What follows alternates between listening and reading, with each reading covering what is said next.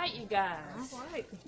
Welcome to Talk Therapy, where our conversation is real, raw, and relevant.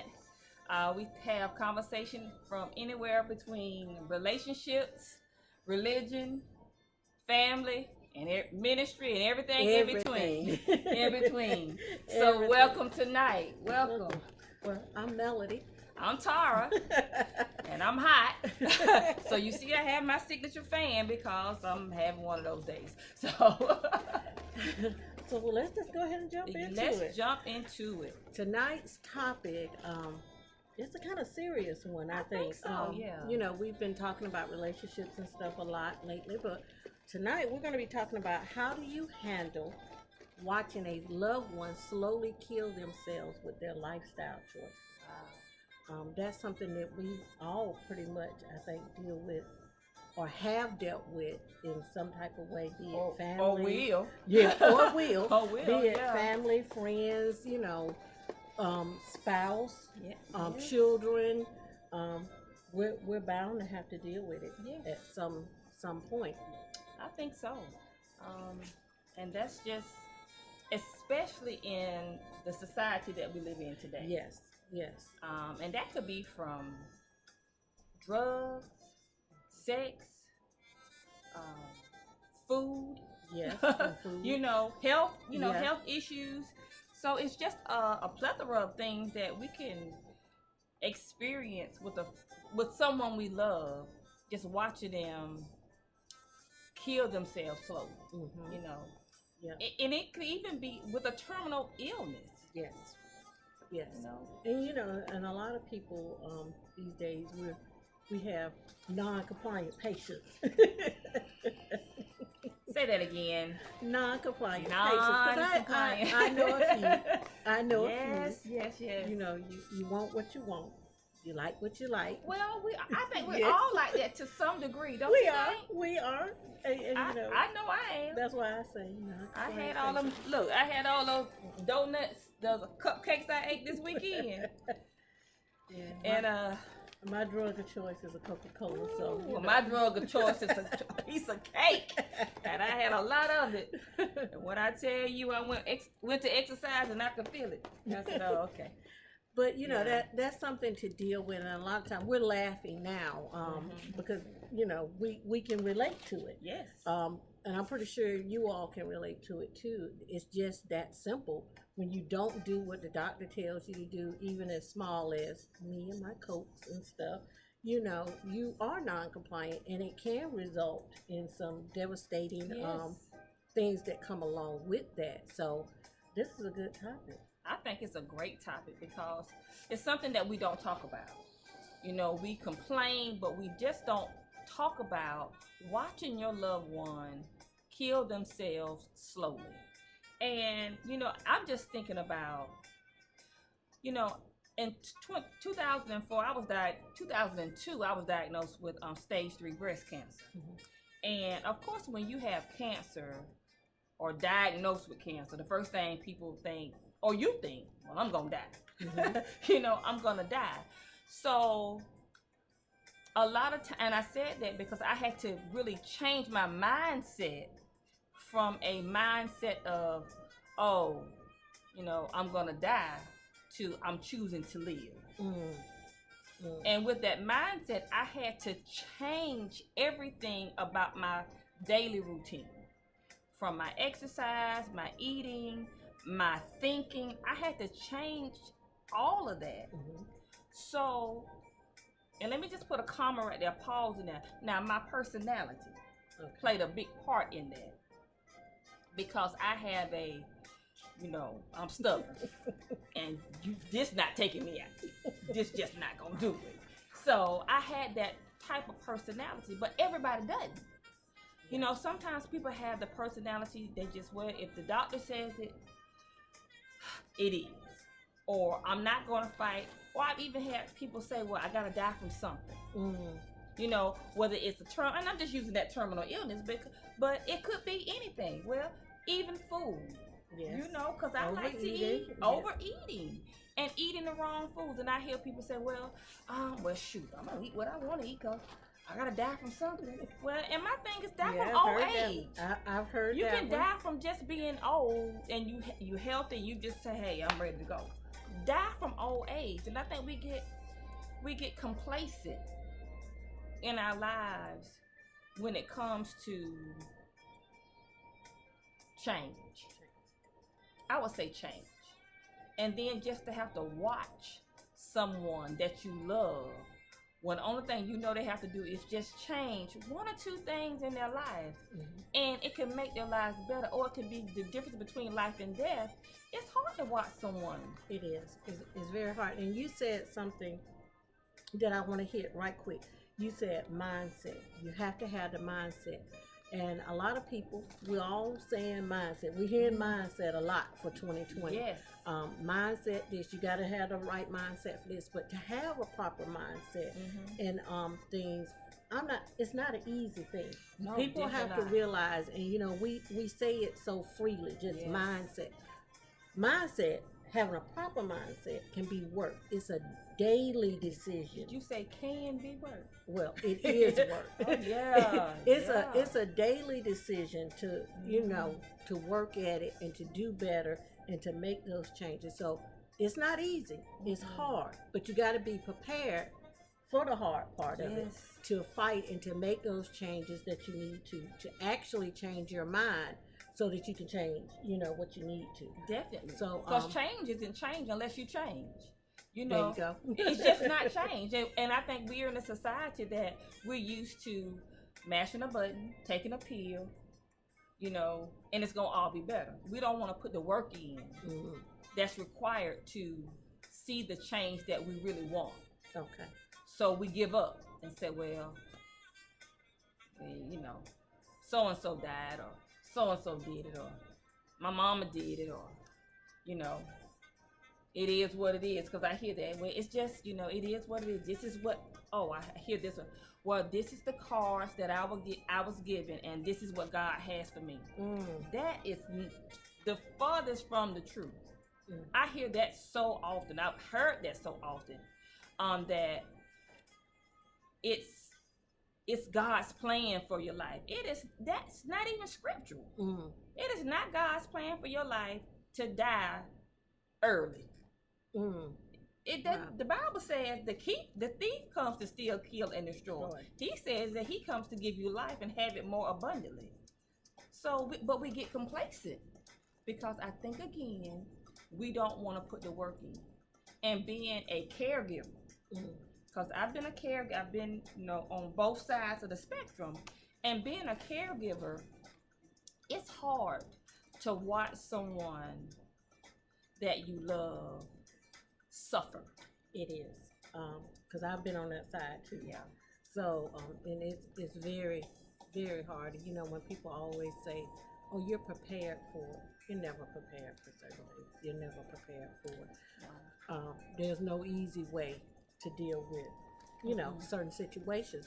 But how do we handle, or when is it okay? When is it okay to say enough is enough? I've given you my all to help you with what you're going through, but I can't continue to watch you go through what you're doing if you've made a conscious decision not to do that. Well, I would say this because I have two lovely, vibrant young men, young boys, and right now they're coming out of a lifestyle that's not conclusive to their personality and their purpose. I'm going to say it that way. Gotcha. And for me, and I think it goes back to personality, for me, I had to get to a point where I said, you know what? When I wanted more than you, and it's frustrating me because you don't want it, then it's time for me to step back.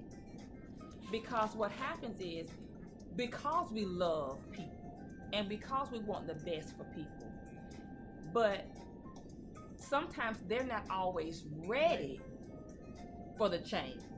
And sometimes it's part of their process.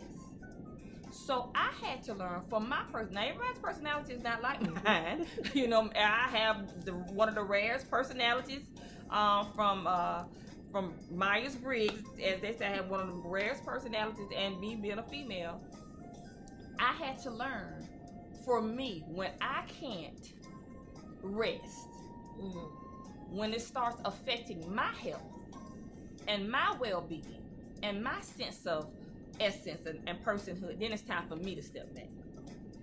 But I know that about myself. Everyone doesn't know that. True. You know. And I can relate because I have that, well, I've just developed that in the last couple of years, because I think the person that we're wanting so much for, that sometimes they don't realize that they're actually bringing you into their situation or their pain or their hurt, because you do care so much too. You're putting wear and tear on your body, mentally and physically as well, and then it gets to the point where we both can't be no good. You know? So you do have to step back and say, well, you know what, when you make a decision that you want different, or you want better, or you want to make that change, I'm here for you. But until then, you know, I'm kind of pulling back. You have to. And pulling back, I would say this also. A lot of times pulling back doesn't mean you're not talking to the person. It means you have to, for me, let me just say that for me, my pullback is, okay, let me stop doing so much physically and emotionally, and let me start doing this from a spiritual standpoint. Okay. So that means I need to pray more for this person. True. So that I can have, because see, if you angry with them, you can't pray. You're going to be like, Lord, go on, get them. You know what?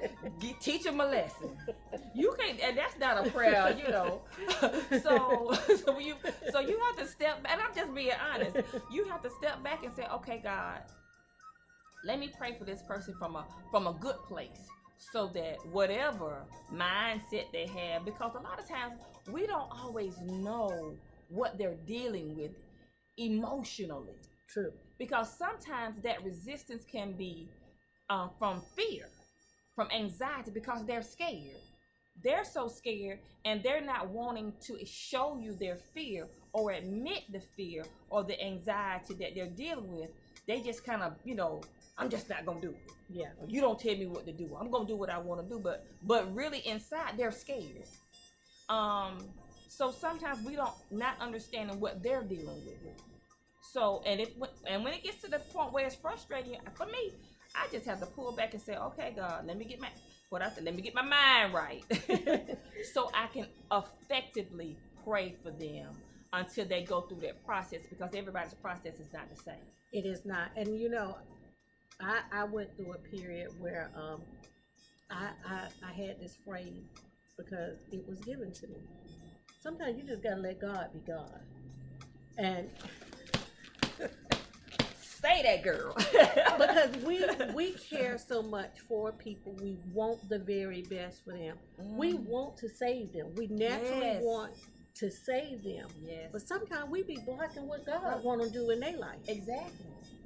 Now I totally agree with you on you that. know, so we do have to pull back. Doesn't mean I don't love you, because the first thing some people in those instances think, well, they don't love me. Yes. Well, yes, I do love you. You may not see the tears, you may not hear the prayers. Say that again, because I need for you to say that. Don't go over that fast, because a lot of people don't realize that, because you don't see me crying. Yeah, just because you don't see me crying, you don't hear the prayer.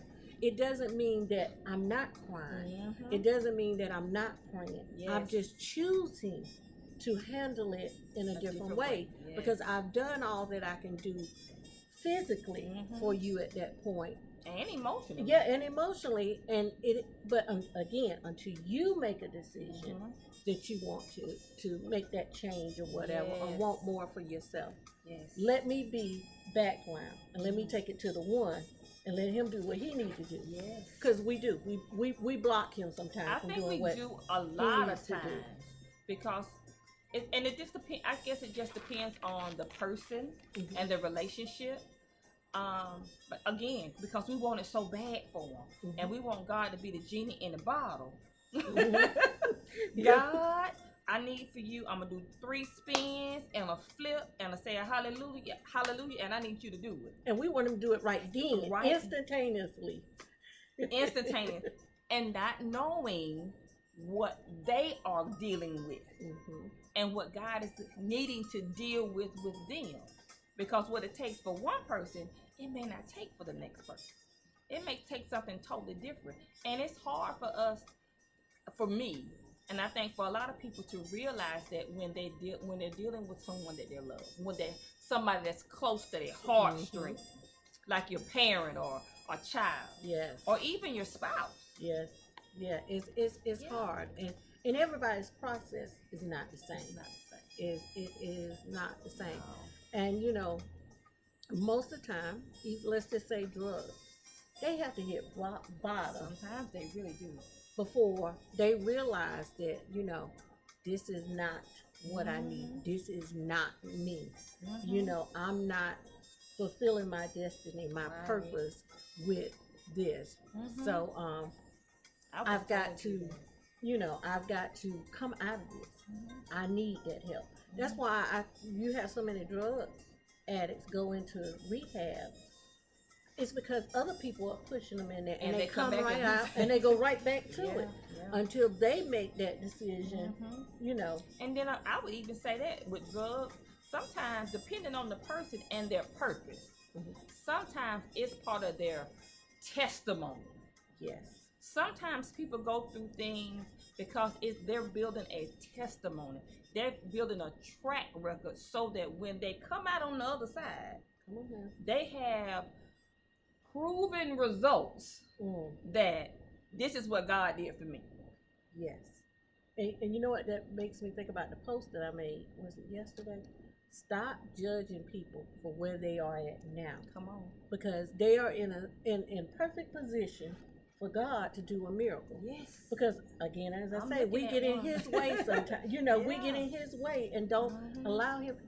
Some people need that process. I know I needed that process. They need that process. See, I was hard headed.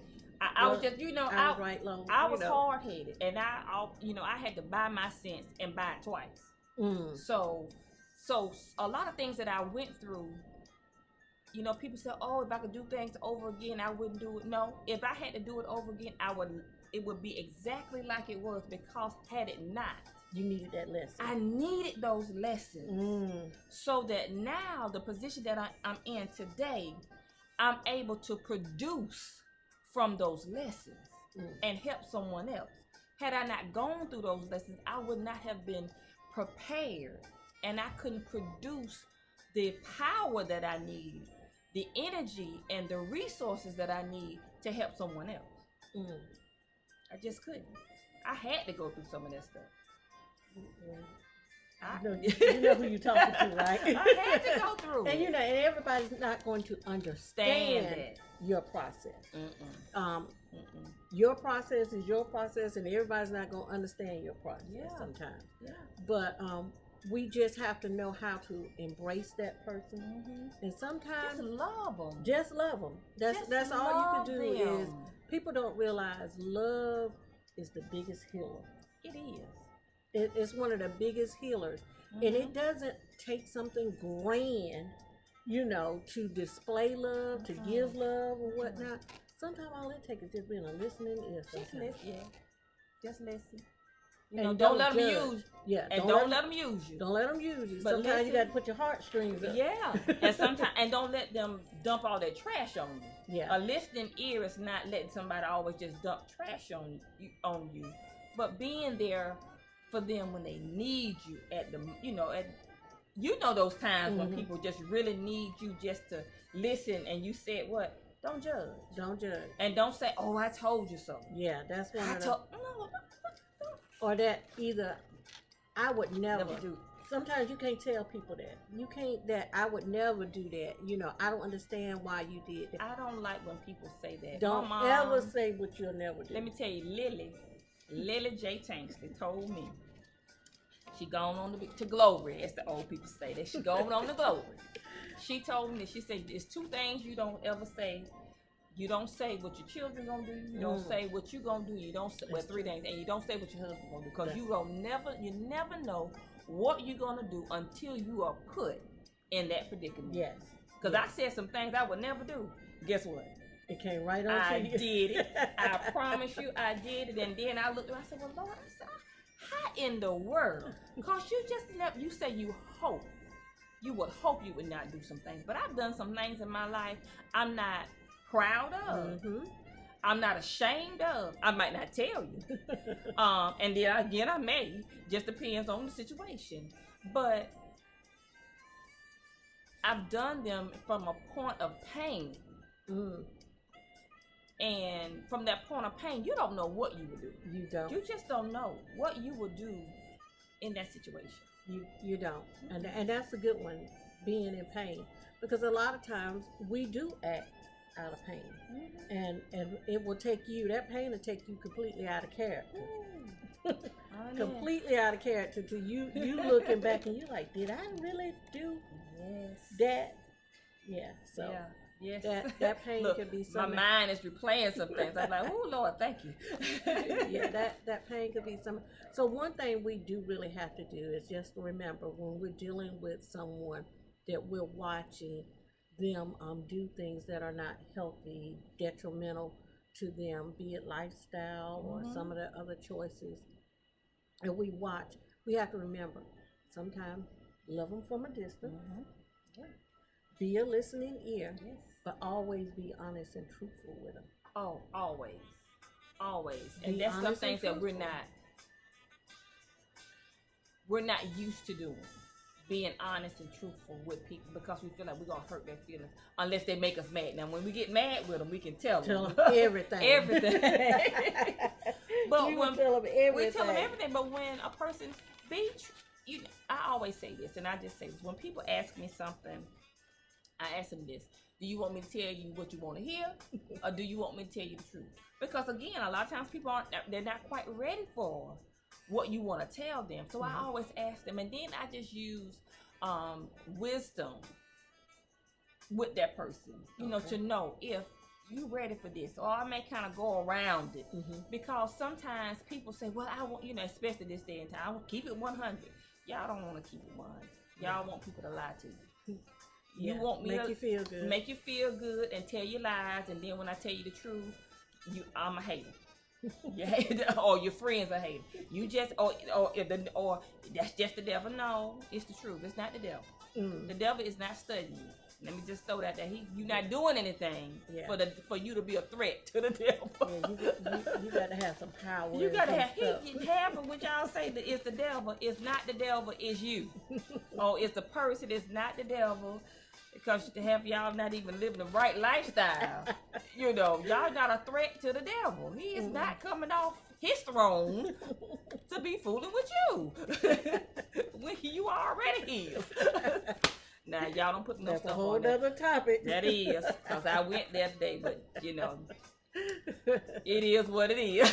We'll have to cover that one in Bible study. We're going to have to cover that one, you know. So, but yeah. Tara does Bible study on Monday night.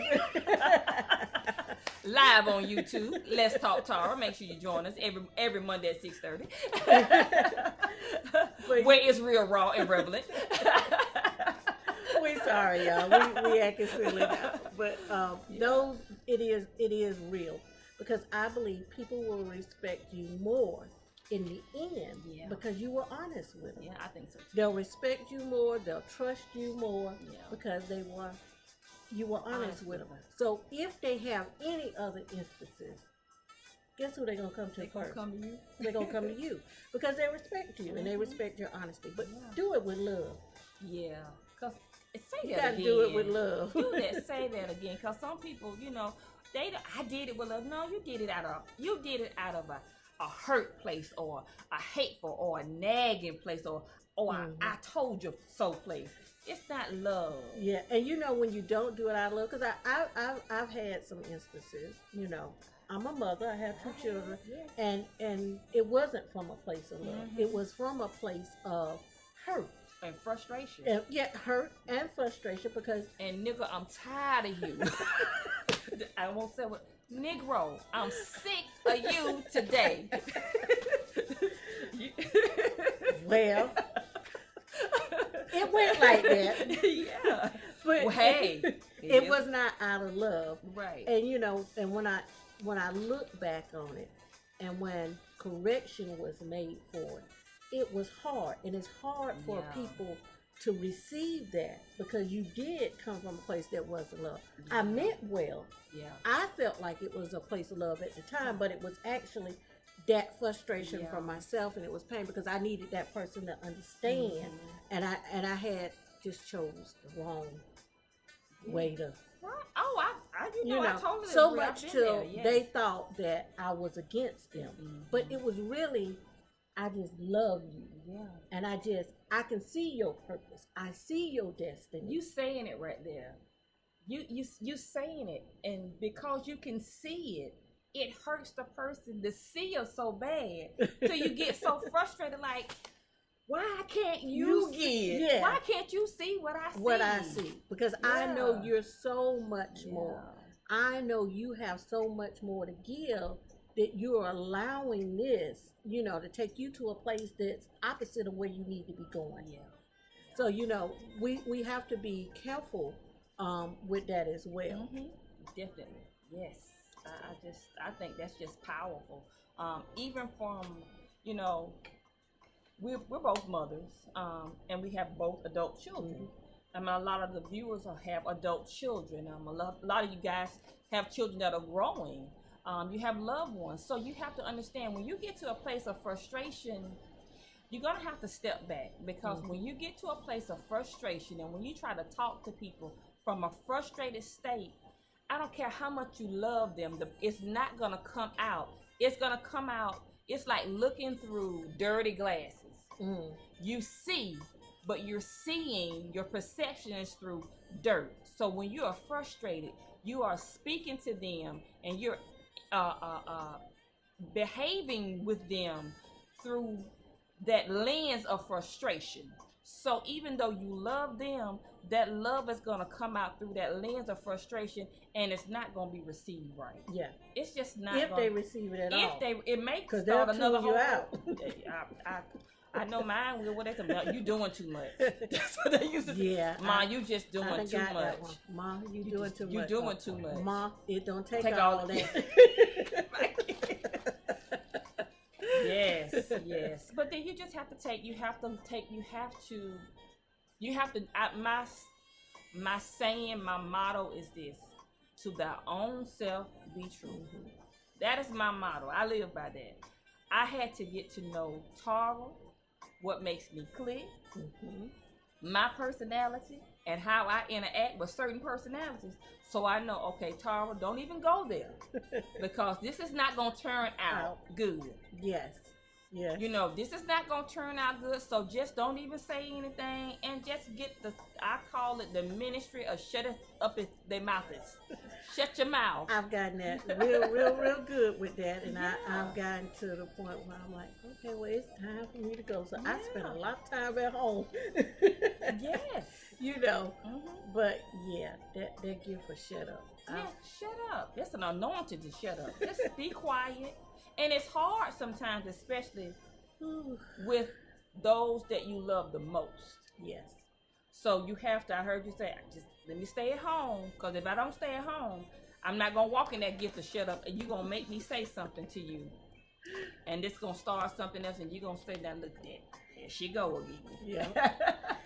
Yeah. There she goes again. So we just have to, it's hard, but I think it's doable.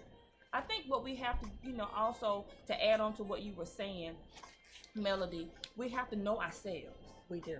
We have to be, not just know yourself, but know yourself to the point, okay, this is going to be a good situation if I say this. This is going to be a bad situation. So discerning how to talk and to discern and to respond, because a lot of times we react and we don't respond to the situation because we already have some built up frustration, so we react to it. Yeah, because we done held it so long. Yes, and had those conversations in our mind. Because that's what I do.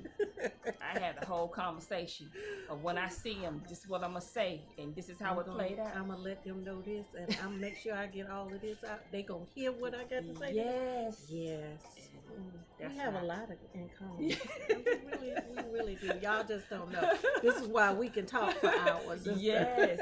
Because, but this is the thing that people deal with. They do. They deal with this, and it's hard when you have people that you love so much, or people that you see that come into your life that have so much great potential, and they are wasting their potentials on things that are detrimental to their health. So we just have to really just work on that and be. Y'all know we live, but we got somebody in the back throwing their hands up that we need to wrap it up because it's 6:30. They can't think, and we on live, so and they really like telling us to shut up and come on. So love you. And she did it with love. And she did it with love. So just to I forgot my train of thought, but just to make sure that we do it from a place of love, to make sure that we understand who we are and what causes us to respond instead of react in a certain way. So you guys, hey, this is Talk Therapy. We are real, raw, and relevant. Join us every Tuesday live on YouTube. If you tuning in from Facebook, make sure if you have not already joined our Facebook page at Let's Talk Tara YouTube. Let's Talk Tara. Join the page. Tell a friend because we're trying to build our page up because we're going to be doing some great things live on site, different places. Yes. So we're going to be coming live from YouTube. So we want you to join us. Leave a comment. If you have a subject that you want us to talk about. Yeah, that would be good. Or if you have any questions about what we talked about tonight, drop the questions. Like I said, we go back, we take a look at it, and we'll answer those questions. Mel, don't you, Melody? I call her Mel. Melody, please, before we go, tell about what the Power Circle. This Saturday, the 22nd, on this Saturday, we are doing power moves. We have some phenomenal facilitators. I have Kate Turner. She's the CEO of Into Me Beauty, and also the six-figure beauty mogul. She's going to be talking about branding and marketing. And this is just not for the beauty business. This is for anybody that's in business. She's going to be going over some things as far as branding and marketing. Information that you really need for your business. Also, we're going to have Dr. Ronald Garnett on there at the location as well. He's going to be talking about different ways that you can get capital for your businesses, to use for employees, equipment, anything for operation of your business. So he's going to be there facilitating as well. That's going to be this Saturday. It's $22. That includes a meal as well while you learn. So bring your business cards, your notepads, your ink pens, and come out with us and spend the afternoon learning. 3 to 6 p.m. If you want to get a ticket, please reach out to me, and we'll make it happen for you. All right, you guys. All right. Until next Tuesday. See you then. All right, y'all have a good one.